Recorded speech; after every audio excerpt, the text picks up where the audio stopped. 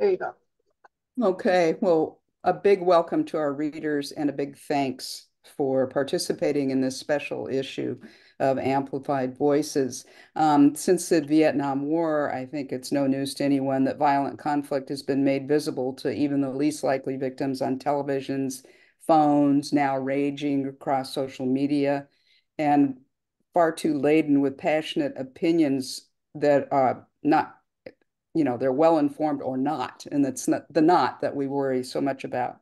From politicians and universities around the globe to PEN America to Oscar award speeches, emotionally bloody about conflict reigns over solutions. And I think that's one of the most distressing to most of us while innocent civilians suffer. So we had great enthusiasm with a little bit of trepidation when our former Writers Resist editor, D.W. McKinney, suggested this special issue. D.W. wrote, quote, I really want to help create an archive. So speak of writers who represent countries and regions actively being destroyed right now. Would open to this, D.W. asked. Of course, obvious response. And so it is that we celebrate Amplified Voices, this special edition. And we are so grateful to all who bared their trauma to the submission process, to guest editor DW, and to my Writers Resist co-editors, KB Gresset, Renee Marsick, and Sarah Machant. And Renee is going to introduce our first speaker, but before you do that, Renee, of course, a big part of you at Writers Resist is to witness, is to bear witness. Um, but we also need to celebrate resilience. And so I just want to read a brief poem from the incredible American poet Lucille Clifton called Won't You Celebrate With Me? Won't you celebrate with me what I have shaped into a kind of life? I had no model. Born in Babylon, both non-white and woman, what did I see except myself? I made it up here on this bridge between stars, one hand holding tight my other hand. Come celebrate with me that every day something has tried to kill me and has failed. Thank you. Thank Take you, it away, Debbie. Renee. Thank you so much, Debbie. And I will begin by introducing our first author, Nicola de Vera. She, her, is a queer Asian writer based in Los Angeles. Her short stories have appeared or are forthcoming in over 20 literary magazines and journals. She's going to be reading for us today the nonfiction piece, Zoo. Welcome. Thank you, Renee, Debbie, and the entire Writers Resist team. I'm gonna read my piece, a fictional piece called Zoo for everyone else. Zoo. I fidgeted at the line for immigration after arriving at LAX. When it was my turn, I calmly answered the officer's questions, hoping this was a routine interview that would go smoothly. However, when I saw that look on his face, I knew what I was in for. Again. Wait here, ma'am, the officer said. We need to ask further questions. Another officer will take you to a private room. I shook my head in disbelief. I was aware of the drill by now. The officer asked me to hand over my passport, but it wouldn't be long until he confiscated my phone too. I texted one word to my mother, who worried about me every time I flew back to America, and to my partner, who was waiting to pick me up at the airport. Zoo, I sent to both of them. It was our safe word. It was short enough to type and send within seconds, just enough time to alert them about my whereabouts before I lost access to my phone for hours, or however long it took me to convince the immigration officers that I was a legal resident. When my mother and my partner received my single word message, they would know I was getting detained once again. A new officer from Customs and Border Protection signaled me to follow him, so I did. I carried a bulky folio with paperwork that should prove my legal status in the United States of America. This new officer led me to an interrogation room, and rushed through a brief list of rules, which I was already too familiar with. No talking, no noise, no devices, no food or drinks, no bathroom breaks unless permitted. The officer then left and locked the door. I sat and waited alone. It was quiet in my room, but I could hear a child crying in the room next to mine. It wasn't uncommon for mothers with children to get detained too, especially if they were entering America without their husbands.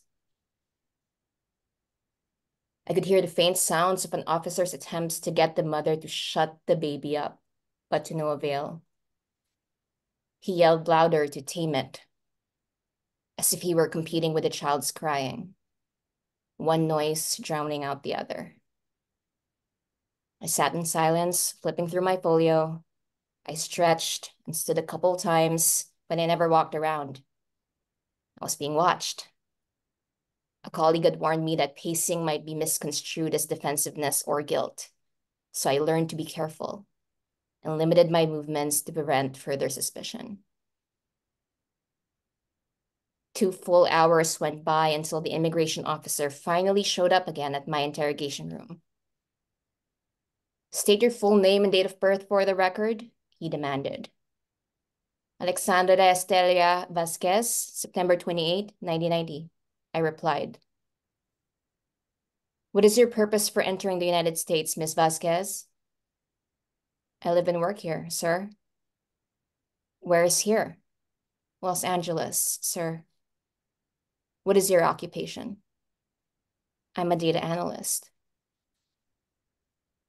"Pretty girl like you don't look like a data analyst to me," the officer said. "Where's your proof?" I pulled out my files from my folio, my visa authorization clearly showing my legal status, my signed employment contract, my pay slips from the last 3 months. The officer reviewed the documentation, but he wasn't satisfied. I showed printouts of sample presentations with analysis that I've put together and screenshots of myself conducting data analytics training sessions. These internal company artifacts were confidential, but I needed to have them in case questioning came to this point. It often did. The officer was still not convinced. I asked if I could regain access to my phone to show him more evidence accessible online. The officer was silent and looked at me, unblinking. I exhaled when he authorized it. The officer leaned next to me, too close for comfort, as I trembled holding my phone, showing him my colleagues' recommendations, data analytics certifications, my email exchanges, everything I could possibly think of to convince him that I was who I said I was, no matter how personal or classified. Finally, he uttered the 3 words I'd been waiting to hear for hours. "You can leave." I hurriedly collected and placed my paperwork back into my folio and thanked the officer. What should I have been thankful for? He had no explanations for what I did wrong, no suggestions for what I could do differently to prevent myself from going through this trauma every single time I enter this country. He hadn't earned my gratitude, but I did it anyway out of obligation. It was the 7th time I had been detained, but I knew I ought to feel blessed because others had it worse than I did. Some didn't even make it past that room and were sent back home. I stepped out of the interrogation room and rushed to find my way to the baggage claim area, hoping my luggage was still there before it's taken off the carousel as unclaimed baggage by airport personnel. As I took the escalator down, I was met by a large sign that read, "Welcome to the United States of America." The irony was not lost on me. To be dehumanized, to be caged, until I, a 30-something female Colombian data analyst, was no longer perceived as a threat. Yet here was America again, sweeping this incident under the rug, welcoming me back. I should be happy, I told myself. I should be grateful that I get to live here. Ignoring the tears falling down my cheek, I closed my eyes and muttered under my breath, "Land of the free, home of the brave." I repeated the phrase to myself over and over again until I deluded myself into believing it to be true. Land of the free, home of the brave. Land of the free, home of the brave. Land of the free, home of the brave. So, thank you. Thank you so much, Nicola, for such a powerful text and such a powerful reading. As many of our participants were commenting on your chat, it's a surreal experience, and they all noticed the empathy and the emotions on your voice, as we all did. And it's a very strong piece. The moment of the thank you is particularly poignant to me, as well as the fact that you refer to what was happening to you as trauma, which is the correct way of identifying the experience. Again, thank you very much for reading it, for submitting, and for being tonight with us. I will now introduce and read a poem of our second contributor. He couldn't be here tonight, but he asked that we will read the poem for him. His name is Jordan Alejandro Rivera, and the poem is titled Ofrenda for Resistance. Jordan Alejandro Rivera is a 23-year-old queer Chicano writer living in Boston. Jordan is passionate about mutual aid and is involved with the Prison Book Program. Having studied biology at NYU, he now works as a medical researcher.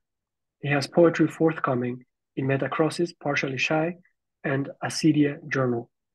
Here is Ofrenda for Resistance. Tire 1, Inframundo.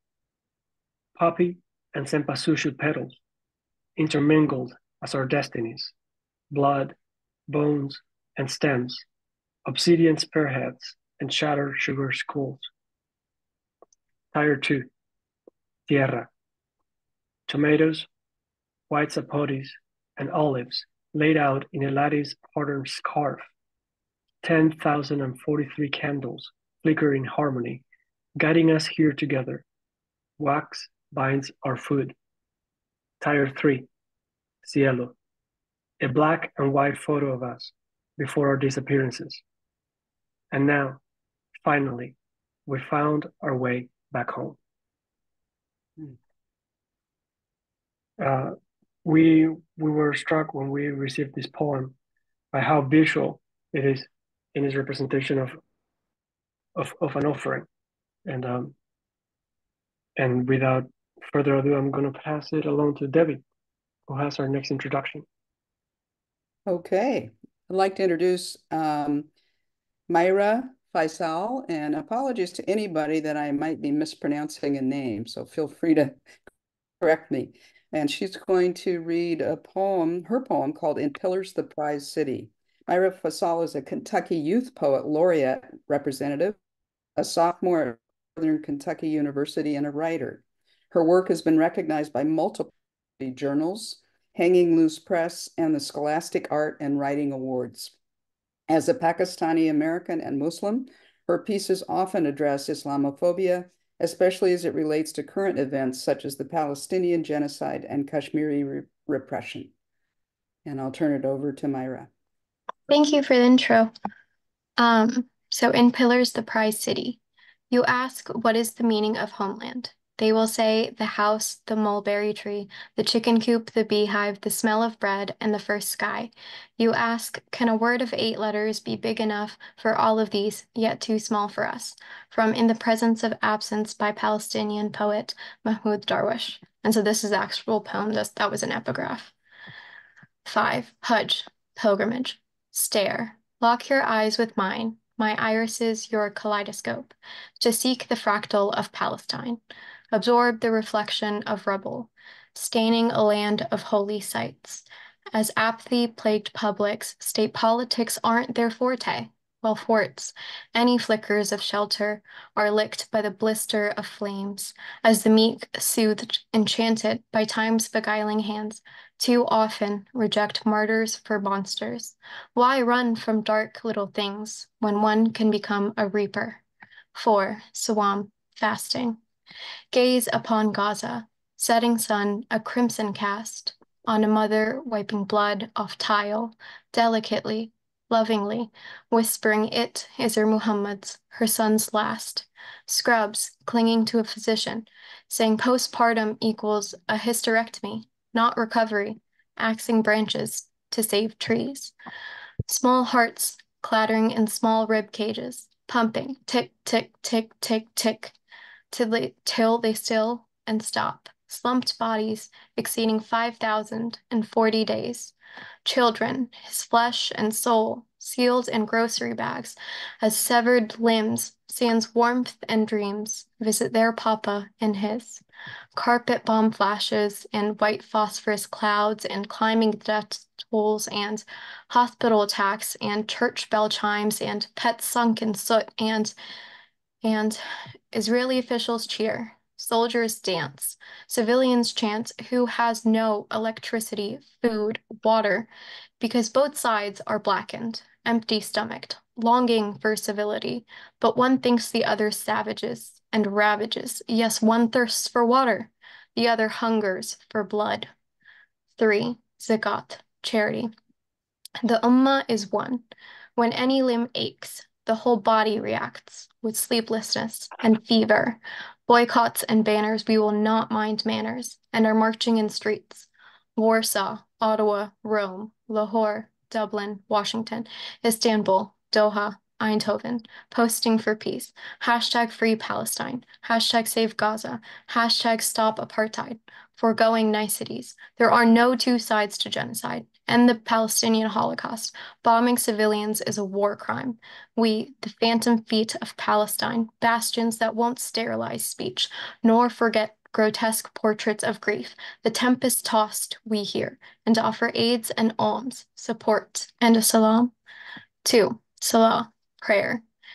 Injuries like rotten peach flesh, cries absconding sinew. Each breath expiates sins, each breath an act of worship. Fajr, Zohar, Asr, Maghrib, Isha, Takbir, Qiyam, Ruku, Sujud, Tashahhud. Dawn, noon, midday, dusk, nightfall. Stand, recite, bow, prostrate, sit. Death lies in the sky. Palestine rises as it's raised. 1. Shahada, faith. It sinks, in wisps, it sinks from welkin, seething and seizing around the cracks of the prized city, lodging into stalled lungs, a tide, a tether, a profession of faith, smile of Iman before burial, another seed of watermelon, tough as rind, sweet as fruit, red as a phoenixing dawn, with a spring dandelion sun, cawing wondrously from the river to the sea, Palestine will be free. Stare where, from the debris, an iris grieves a poppy and opens like a cupped palm. Thank you. Thank you, Myra. When we read this, we were so struck by the power dynamics and how well crafted your piece was, and we appreciate the strength of your reading as well. Thank you so much. Yeah, thank you for choosing it and letting me share. You bet. Thank you. And I took it before you handed it to me. Sorry. That's all right. I'm handing it. But I am back with Sahid Sunday, and he has two poems, A Dagger Point and In Which a Country Becomes a Dove That Dies on Your Skin. Sahid Sunday, NGPV, a Nigerian writer, is a Pushcart Prize nominee, a Best of the Net nominee, a Star Prize awardee, and a Hilltop Creative Arts Foundation member. He has his work published in Lowell, Strange Horizons, Tramset, The Deadlands, North Dakota Quarterly, Shrapnel Magazine, and others. Welcome, Sahid. Thank you, Rennie. Good day, everyone. So I'm just going to start with the first poem. But can I confirm if everybody can hear me first? Can everyone Yes, hear me? yes, Mhm. yes, we Okay. can hear you. So ahead. Yes. So very fortunately, my first poem actually starts with Sunday, and in my time zone here, it is actually Sunday too. So that's interesting. So I'll just start with the first poem, titled "A Dagger Point." The Sunday before this one, the catechist warned about hellfire and its odor of smoky taste. He said it would come unto us like the clouds, breaking off whatever remains of our clear sky. The next Sunday, I heard the flowers in my head wilt. I smelled the aftershave of smokes, and I buried my head into my brown palms, begging to be virused out of all my sins. Apparently, what the catechist didn't warn us about is that it isn't only hell that breaks the bond between a father and a son. The heavy artillery fire of war can do the same. In my mother tongue, a poem is a battlefield. Here, every stanza of this poem is an equivalent of the demarcation line between who survived the last war and who didn't. Here, every line in this poem is an equivalent of the rows of my brothers and sisters' bodies buried by their own homes. Here, every word in this poem is a noose around we survivors' necks, a prayer translated into a gun or a death toll. This stanza is intentionally left blank for all the bodies we lost to the Khartoum soil and gone ones. Something in my head is whispering. It says in Darfur, every civilian is a moving bait slowed by thorns in front of a cocked gun. It says in Nairobi, tears are the new ways to know you haven't been claimed yet by the fighter jets roaring in the sky above. So for now, ignore the dead butterflies falling off your chest and supplicate to God. Hell is not a thing you want to witness twice. Yeah, that was the first. So I'm just going to go ahead to the second poem, titled "In Which a Country Becomes a Song That Dies on Your Skin." In this war of a country, flames die and are reborn as hell. Songs die and are reborn as bullets. This is a way to say that everything cool here becomes balls of fires raining our heads into confusion. Once as a boy, I sat and watched how a home can turn into the mouth of a tiger that eats men alive. How a home can become the mouth of a grave that swallows its own sons, and dead bodies, and dead roses. Growth didn't come with seasonings. I do know now why my father heaves a large breath every night before he shuts his eyes. That must have been the weight of his grief leaving his body till next day. Today, I brought out a palette and painted Quranic verses on every part of my body that hasn't burned to the heated flame of this hell I call a country. I know what it means to be born in the middle of a war. I know what it means to become mouth slashed into songs of peace and harmony. فَإِنَّ مَعَ الْعُسْرِ يُسْرًا. This darkness that illumes the sky will soon be chased by light. And the breath I hold will be reading of every cent of the war I have fought. So Lord, let victory songs find a space between my jaws tomorrow. Lord, write this story till there's no space left. Thank you.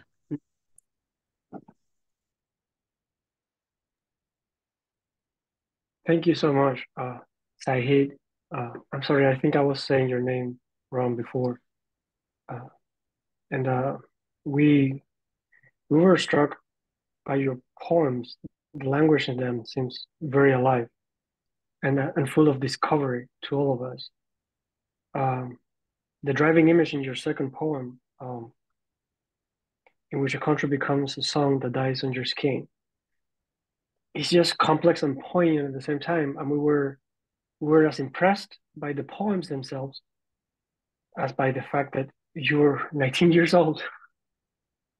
So we are doubly impressed. And Thank you very much for being with us today and reading. Thank you very, very much.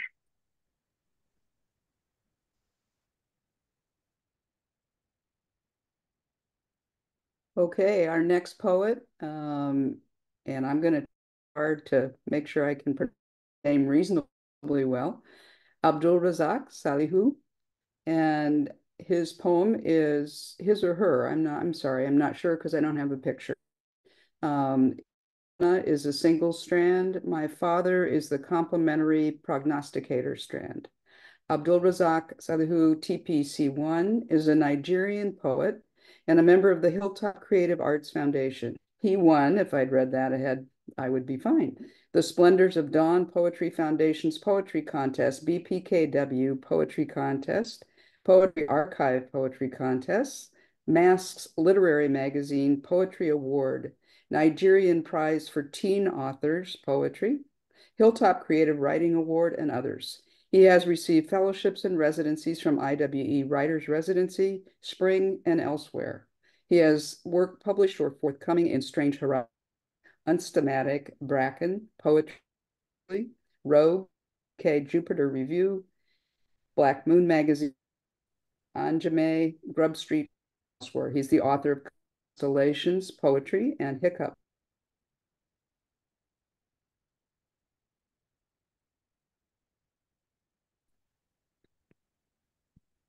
Abdul Razak?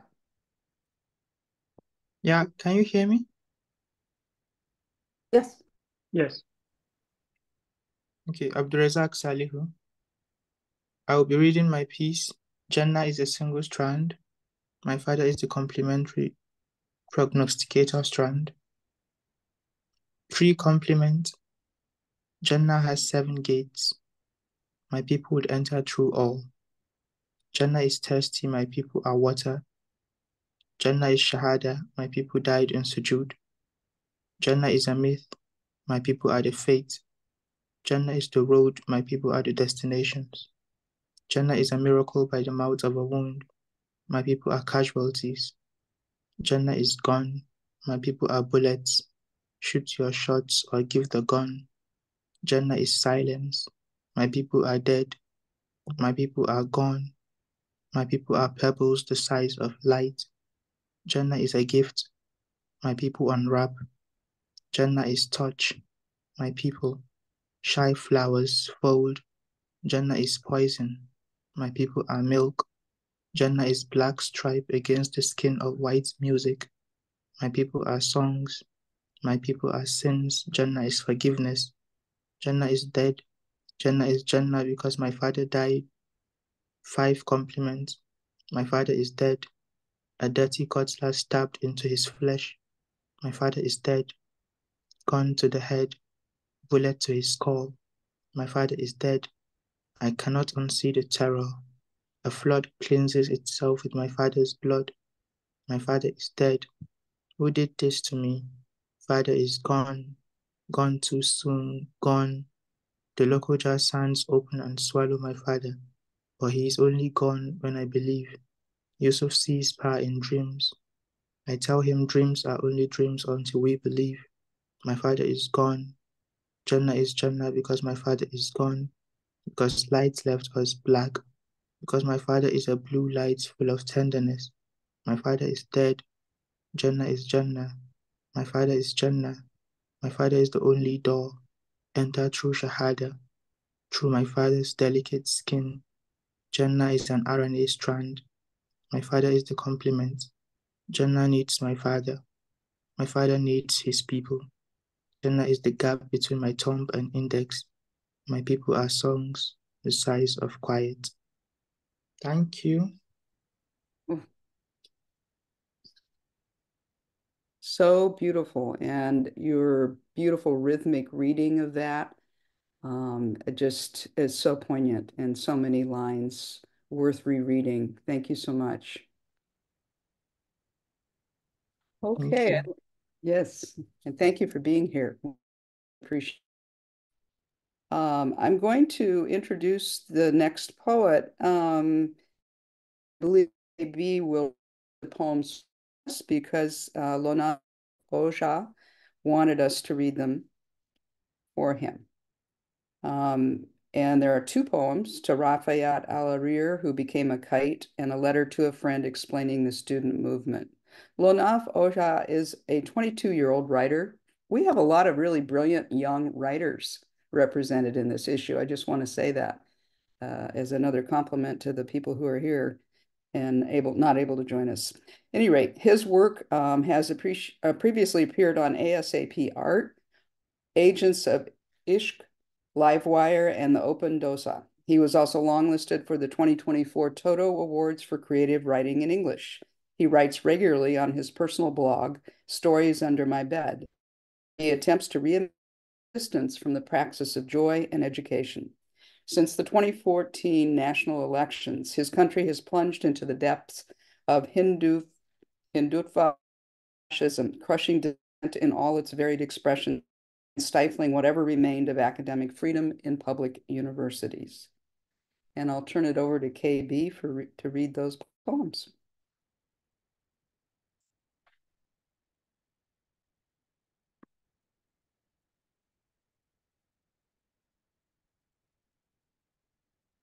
KB, are you muted?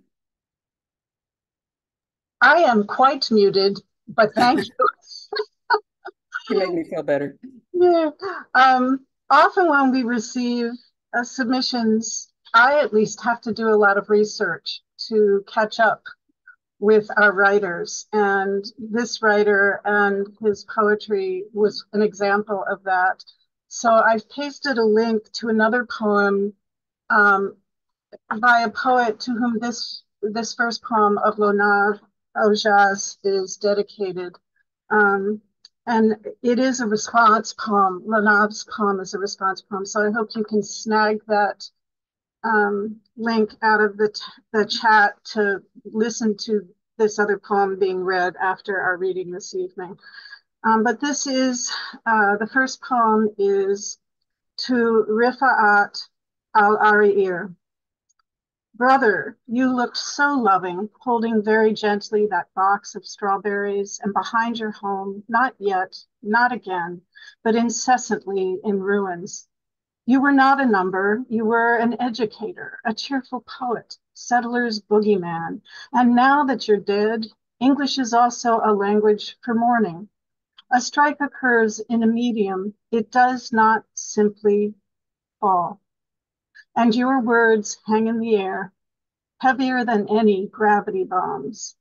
And in this poem, there is a footnote attached to bombs, and the note is American. The second poem is titled A Letter to a Friend Explaining the Student Movement. I have been listening to more Bollywood these days. I've been writing press statements for the press that does not state what must be stated. I live in despair, and I sometimes wish I didn't have to, but hearing love songs, Bollywood songs, without having anybody to love in a Bollywood sort of way means I'm hoping to learn a few things about romancing myself. A newly made friend told me during the protests that he's serious about killing himself, and he was writing a letter, and another said she's cutting herself after many years. The first person, we don't talk anymore because I have nothing to say. They're still alive. I'm also still alive. I'm listening to Bollywood songs. I'm writing press statements. I am talking to Elle, and he says, the vice chancellor is planning something huge. He's been flying back and forth to Delhi. He is a bastard, and I'm listening to Bollywood songs, and I'm doing all right. And I'm trying to love my friends, the ones I can, the ones who can love me. Long live that look on your face and mine. I'm listening to Bollywood songs, and I'm imagining someone who would have me fully. I suffer egregiously from the main character syndrome. I suffer from having faith in people. Long live the crane behind the Magi's block that spent a year building what we'll never occupy. Long live the cats in the new academic block that don't give a shit. So I'm writing press statements. I've always danced in my room when nobody's watching, when the world is burning and I haven't stopped.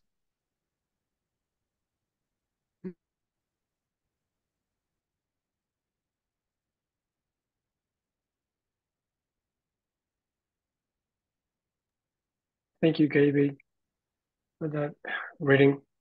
And I am all going to introduce another writer who couldn't be here today, but also wanted us to read her piece for her.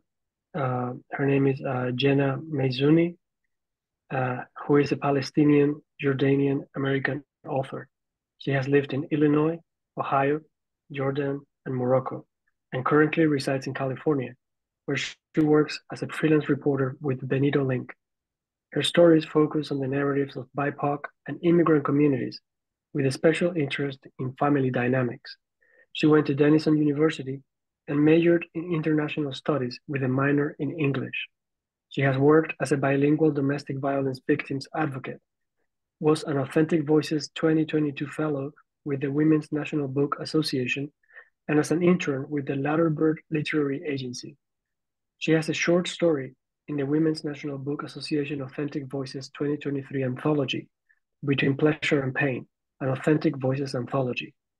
Her work has also been featured in the Posey newsletter and Women's Republic. Jenna's piece is called 18 Jennas.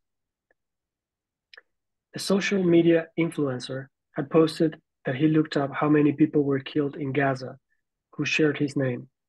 Morbid curiosity seized me, and I searched for mine. On November 1st, there were 18 Jannas killed in Gaza. On my birthday every year, my mother recounts the story of my birth, how I was a difficult pregnancy, how she labored for 17 hours, and how I probably should have been a cesarean, how my name came to her in a moment of thoughtful prayer and reflection, how I was facing upward and almost killed us both. And every year, she answered on the same note, but everything was worth it after I saw your face.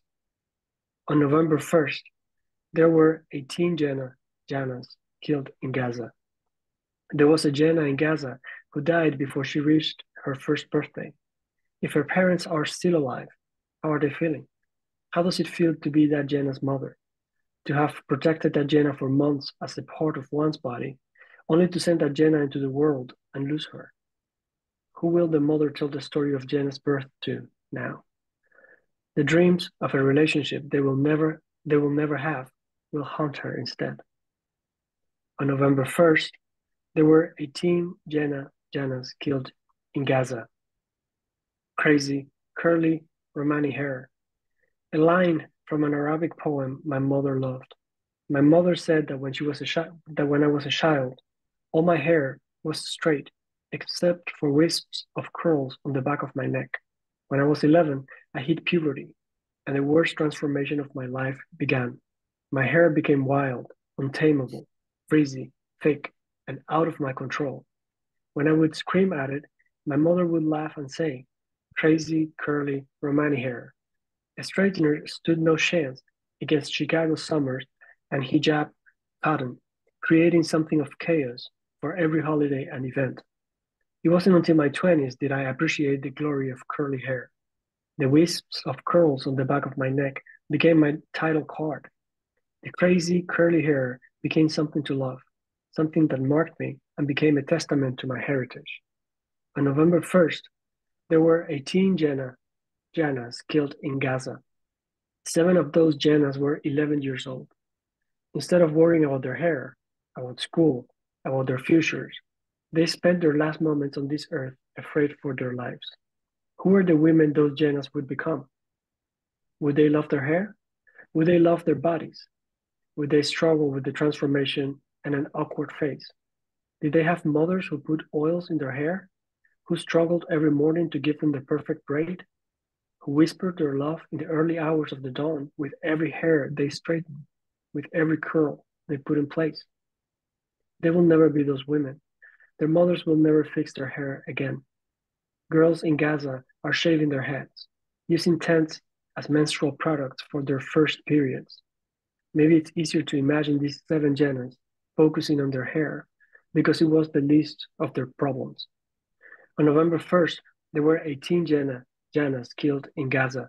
When I was 8, the world felt enormous. I wanted to be an adult so quickly because I wanted to see the world. I was going to travel, fall in love, and have a family one day. The next day, I was going to be a pirate queen. The day after, I was going to be an astronaut. The week after, I was going to be an actress. In between, I would practice the faces I would make for my adoring fans. Some nights, I would stay awake because I would worry about dying in my sleep, afraid I would never accomplish my goals. I wanted to be great, to be remembered, to be loved. I wanted the world to see me, and I didn't want to die before being seen. On November 1st, there were 18 Jannas killed in Gaza. As Arabs, our middle names are our father's names. They're meant to trace our lineage. One Janna had my first name, and her Baba also shared my Baba's name. She was 8. My inner world was a galaxy when I was 8 years old, and I'm sure Janna's was too. But now that galaxy is gone. What were Janna's dreams? Were they big? Were they small? Was she steadfast and knew what she wanted? Was she shy and worried about what others might think? Could she even have time to dream? Or from a young age, did she stop? On November 1st, there were 18 Jannas killed in Gaza. I think about 8-year-old Janna often. I imagine a world where her worst fear was not being able to see her dreams come true, not the war. Maybe there is an alternative universe where that is the case, where all the Jannas grow up and get to be these beautiful women with their own dreams, hopes, and futures, where they wake in the morning to the sound of birds, not drones. But in this universe, 8-year-old Janna is gone. 18 Jannas are gone. On November 1st, there were 18 Jannas killed in Gaza. This is my record to the world that they were here. Even if for a short amount of time, they were here and they lived. The world will see them even if they died before being seen.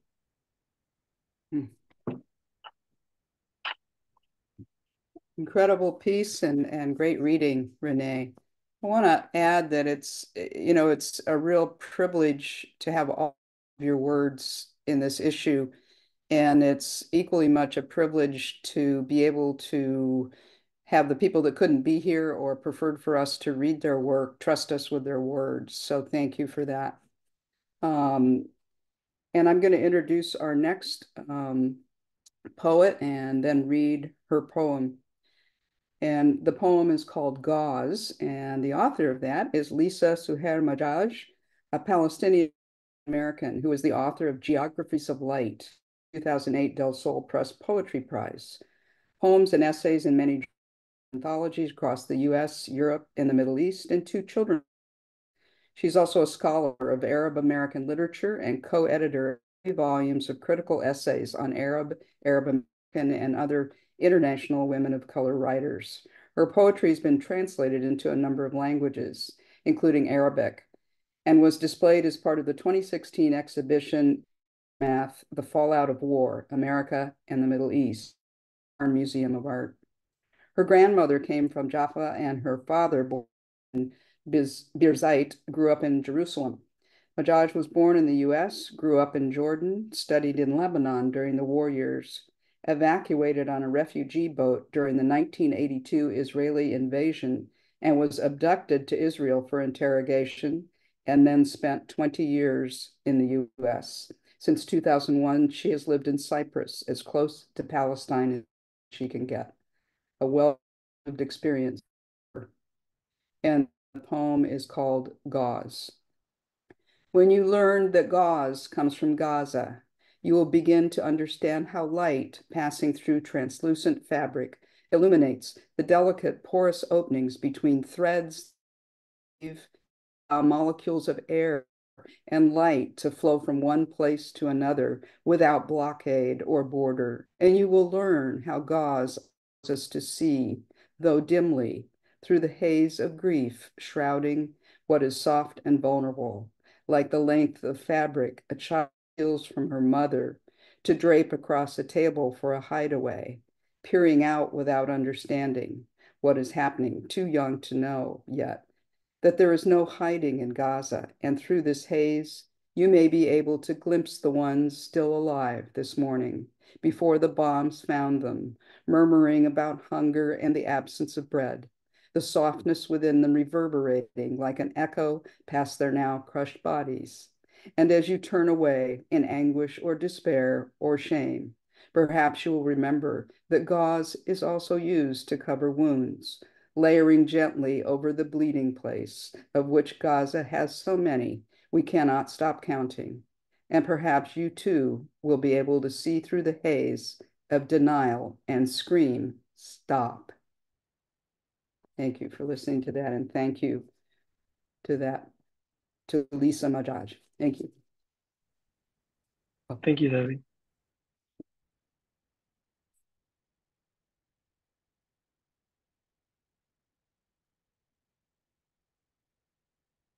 And now we're going to jump to your next introduction, Debbie. Oh, I had your name next on that. Oh, okay. So we're skipping the one we didn't. Yes. Okay, sorry. Okay. All right. I would like to introduce Lori. And Lori, you're going to have to pronounce your middle name for me. I'll try it though. Yeah. Yigyayan. Very good. Yep. Yigayan Friedman. Laura Yigayan Friedman. And her piece is a narrative nonfiction. They are all terrorists. Lori Yigayan Friedman's creative nonfiction has twice been nominated for a Pushcart Prize. Her writing has most recently appeared or is forthcoming in Mizna, Stanchion Zine, Pithead Chapel, Hippocampus Magazine, Emerge Literary Journal, Bending Genres, Autofocus Lit, Memoirland, and the Los Angeles Times. Her flash piece, In the Wings, No One Can Hear You Scream, is included in Already On, an anthology edited by Hannah Grieco and published by Alan Squire Publishing. She earned an MFA in theater from Diego. Lori. Thank you so much. I have to say I'm so thrilled and honored to be reading and to have my work published among these poets. It's very neat for me. All right. They are all terrorists. Now long dead, Mother used to say to the TV news reports of the bombings, beheadings, settlements, kidnappings, hijackings, imprisonments, killings, the latest eruptions of violence in a region far away, part of a war my mother fled with her family decades earlier. She said it while sitting in the Barcalounger, relieved to be off her feet, finally, after a Sunday dinner at my Metzema's house in East Hollywood, vaguely gazing at the glowing screen of the massive Magnavox wedged into a corner between the behemoth built-in china cabinet and the sizable stone fireplace. That monstrous TV, an immovable object that had no chance of being carried away if, say, the family had to leave in a hurry. It said, whatever wars, genocides, upheavals, or forced evacuations may come, I'm not going anywhere, and neither are you. On screen, the war raged on like a TV show that could never be canceled. She said it quietly to herself about the leaders on screen while we were waiting to pick up our party pack of kebab at a restaurant in my Metzema's neighborhood in a sad L-shaped corner mini mall on Hollywood Boulevard, the TV hanging in an upper corner like in a hospital room. On screen, the powerful nation's sweet-faced leader, who was a killer, shook hands with the powerless people's soft-spoken one, a killer, while the rosy-cheeked American president, killer, looked on. She said it through clenched teeth, face red with effort in the kitchen of our apartment in West Los Angeles, standing on the scuffed linoleum, scrubbing the pan, sticky with burnt bits of roast beef, while the mushrooms sprouting out of the ratty carpet in the dining room silently grew another 1/4 millimeter. Oof, she added before it, they're all terrorists. Sounding irritated at the terrorists who were responsible for her refugee status, the moldy carpet, the congealed, greasy meat clumps that wouldn't come off no matter how hard she scrubbed with the Brillo. Whatever, is what I said. Well, I thought it loudly, placing it like a billboard onto my careless face, while I sat somewhere not paying attention to her or the TV, or while I leaned in the kitchen doorway waiting for her to finish so I could ask her for money or the car keys, because I was a young shithead who understood nothing other than what I wanted, which was to go thrifting with my friends to find the most perfectly ripped-at-the-knees jeans, about which my mother would later comment, "You look like a homeless person." She said not a word about how it felt to be without a home or a country when they packed up for a 2-week trip until things cooled down, only to have their land seized, house and business gone, home a place she would never know again. She never talked about her parents' terror at losing everything, the future they'd worked so hard to build, after the same thing had happened to both of their parents in another land decades earlier. She didn't say a thing about what it was like to move to another country where they were dependent on relatives, a country she hated, where she became sickly, asthmatic, where everything went wrong. She never talked about what it was like to leave the continent, a refugee tucked into the hold of a ship, a charity case allowed in by another country she never wanted to live in, or what it was like to live in a room above a church when she and her family first arrived in Manhattan just as winter set in, and she went to school in the thick of adolescence, crushed by the need to belong, a damn foreigner, when she did belong somewhere, just not here, because the terrorists stole everything and made her this little girl lost, adrift forever on the other side of what might have been. Maybe those 4 words were all she had. They're all terrorists, is what my mother said, but not to me. To me, she said, I want you to grow up in one place, have a home and friends you never have to leave. She said, I want you to get an education, have the chance I never had. She wanted me to write. The war has not changed much, and neither has the news, but I have. I'm still that careless shithead, but I know a few things and watch from the safety of my living room in the country where I was born and where I live, the one where we tell ourselves we are free. On my TV, the grim-faced, powerful nation's leader, a killer, looks dead-eyed at the camera with a message for the powerless people's leaders who are faceless killers and live underground. The war newly erupted, renewed for yet another season. Terror is a tactic used by every leader, from mayors to kings, to attain and maintain power, but the word terrorist is reserved for the powerless, the ones who wage war, maim, bomb, steal, blow up, stab, behead, kidnap, and imprison in the name of God, of righteousness, of safety, of fairness, of revenge, of greed, but not the powerful who do the same things for the same reasons. My wise and traumatized mother never got to see what she did right, and she made sure I knew all the words. But I want her to know. I want you to know that when I watch the news, I can only think of 4 of them, set in a neat little row, like a passed down pair of silver candlesticks or an heirloom string of yellowing pearls. They are all terrorists. Mm. Thank you much, Lori, for that incredible piece, that personal piece, poignant, and as KB said, the entwined humor in that too, just awesome. Thank you. So I'll turn it back over to Renee. Yes, and again, thank you very much, Lori, and thank you all. It seems like the time went flying with this reading. I don't want it to end. And I just want to say thank you all very much for being a part of this project. Like that, what how David said at the beginning, we enter in with some trepidation, but we are also happy that we did. We want to thank also D.W. McKinney, who is not here, for coming up with this idea, this challenge, and you all for taking it and taking it so well. I think it's so important what you're all doing, and just the possibility of creating spaces where we can hear each other's and each other's art as we engage with the complex reality in which we are living. So thank you all very much, and I would like to pass it to either KB or Debbie Hall for some final words. Debbie, any final words? No, I just can't top what Renee just said, so I'm going to leave it there.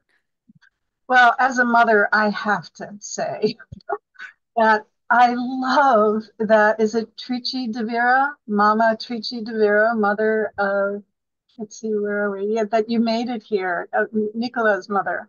Thank you so much for joining us. I wish that my mother were around to join me when I do a reading, but thank you all so much. And thanks, Debbie and Renee, for hosting yet again. You do a lovely job. Thanks all.